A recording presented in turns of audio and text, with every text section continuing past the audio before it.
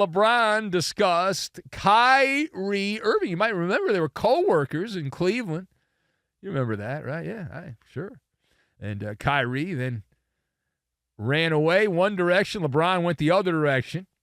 So LeBron discussing what it's like to watch Kyrie Irving in the playoffs as Dallas has been on this magic carpet ride, beating the wounded Clippers and beating some lesser opponents, Oklahoma City, Minnesota, and then they end up in the NBA Finals, so Dallas is there. And here's what LeBron said. He said, quote, "I am so effing mad," LeBron said, "so effing mad that I'm not his running mate anymore." A somber LeBron. Let's discuss. The question is rather simple, right? Rather simple. How do you decode, all right, how do you decode LeBron James getting a little bit emotional around Kyrie Irving no longer playing with him? Of course, they haven't played together in years. It's not like this is some kind of new revelation. So I've got the atomic elbow eye chart and Michelin starred. And we will combine all of these things together, and we are going to make a towel so LeBron can cry into the towel is what we're going to make. I actually, for the purposes of this MALLER monologue, I checked the mood ring of LeBron James, and his mood ring is amber. It's an amber. Not an Amber Alert, just an amber mood ring for LeBron, which means he's unhappy. He's unhappy. And I would say he's more unhappy that he's not gotten a lot of attention. He's more annoyed that the attention has focused on the ladies and other people in the basketball world other than LeBron. And so he uses his platform to make it all about him. And I point out from time to time that I do a TV show, at least I did last year. Hopefully they'll re-up the show this year and we'll get a second season. But I do a show with a guy who is much like that he believes in the philosophy of making it all about him. So here's the problem, and there's one small problem I have. And this is an issue it's my problem. It's probably not your problem, but here's the way I look at this.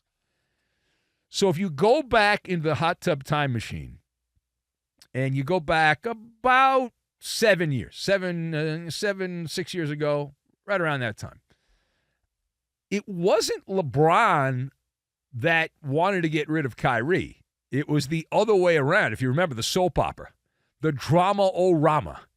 And we were here documenting all of that minute by minute here behind these very microphones at FSR.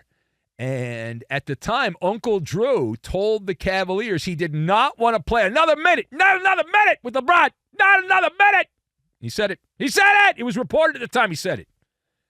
Now, the chatter going around, went back and looked at my notebook, and the chatter was that Irving was tired of being the Robin in the relationship. He didn't want to be the son to Father LeBron, who's Batman and all that. And so now LeBron, because he needs some attention, I got regrets.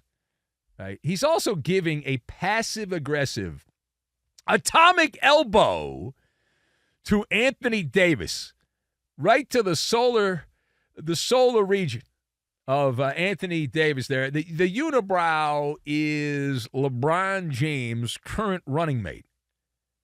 He's LeBron's right-hand man, for better or worse, and often worse, unless you have 4 months off before the playoffs and you play at a Mickey Mouse gymnasium with no fans. Then everything's good. We're all good. But outside of that, not so good. Not so good at all. But LeBron did more than that. He got into a Mack truck and hit the daily double. What is the daily double, you ask? Well, not only did he slam Anthony Davis, his coworker for now, he also ran over Skinny Jeans. That would be Rob Pelinka, who for some reason is still there because he's friends with Jeannie Buss, with the GM there. And you can tell LeBron subtly is upset because he wanted the Lakers to acquire Kyrie Irving a couple of times, and the Lakers didn't want to do business with Kyrie, and so he's upset about that. All right, now, Page 2, turning the page. Let's go focus on the actual finals, which is going on at some point here. Thursday, garden party. Be there or just watch it on TV or don't watch it at all. I don't care. We'll watch it for you. But reacting to the media chatter, and here's what I'm hearing in the echo chamber as we head into just about go time. Is it true that Jayson Tatum has much more to lose in the NBA Finals than Jaylen Brown, Luka Doncic, and Kyrie Irving? This is a popular talking point by popular people. So I'm going to nod my head yes on this, that Tatum does have more to lose than Jaylen Brown, Luka Doncic, and Kyrie Irving. This series is booby-trapped for Jayson Tatum. It is booby-trapped for Tatum. Let me explain why. All right, if you look at the eye chart, perception is reality. I heard that somewhere. Perception is reality, and the perception will be that Jayson Tatum, the guy's a bum. The guy's a bum, as our friend Joe in Rhode Island used to say, who can't get it done. He cannot get it done at the finish line. Everyone else has an alibi. Now, the basketball media gives so many of these alibis out, but let's go down and look at the big board. Luka Doncic will get a pass. It's his first chance in the NBA Finals. You don't often win your first one. Okay. Well, Kyrie's got the ace up his sleeve there that he was part of the LeBron Cavs team that came back against Golden State because Draymond Green couldn't keep his hands to himself and kicked a guy in the twig and berries and was watching an Oakland Athletics game while the Warriors were playing in the NBA Finals. Then you got Jaylen Brown, and Jaylen Brown's like, I'm going to go like Seinfeld. He's George Costanza, and Jayson Tatum is Jerry Seinfeld. So you don't get upset with George Costanza if there was a bad episode of Seinfeld, because he's the number 2.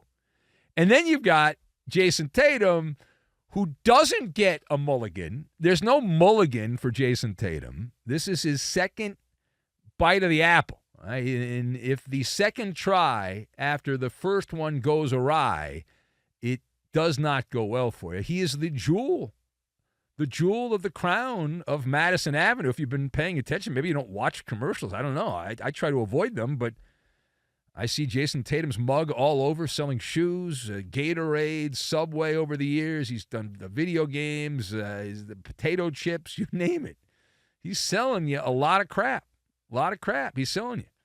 And you lose in the NBA Finals and you don't play well. I mean, you could win. Jaylen Brown could be the better player, and that would hurt. And that would be a net negative.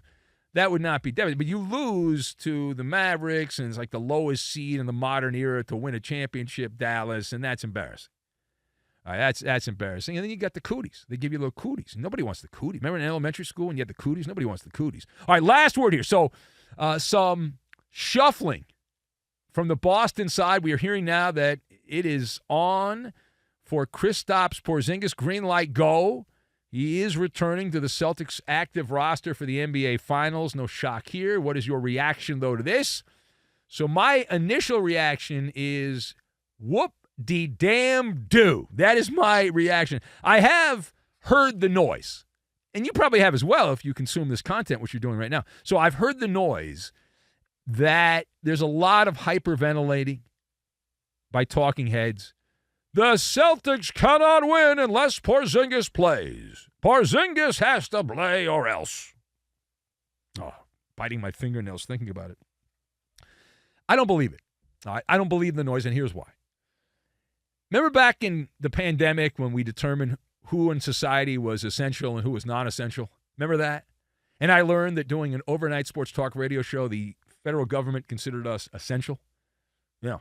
I got a card from the government. If they had martial law, I could still go out. Yeah. Your overnight sports radio guy is essential.